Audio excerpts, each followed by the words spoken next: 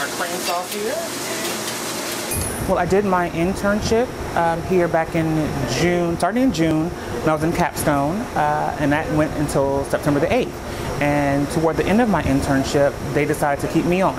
So I decided to stay on for a couple of days of the week because, of course, I'm still in school and I'm also a lab assistant at Reynolds. I grew up cooking, but never in like a big kitchen, things of that nature. So I thought it would help the resume, help me being, a grad student, help me just to accomplish what I set my goals for. Well, this internship prepared me because I had to be much faster.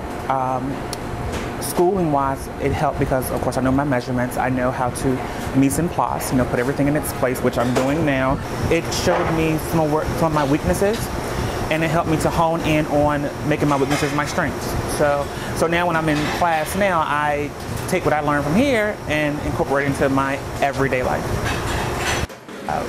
Right now, with some of the classes being so large, we're elbow to elbow, shoulder to shoulder. Having a bigger facility and a facility just for culinary students will help them hone in on their skills. So, and some of this, the more modern technology that we have out there now will help us and be ready for what's out in industry right now.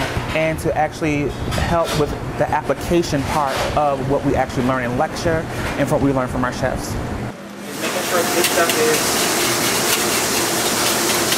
right. This is our cream sauce here.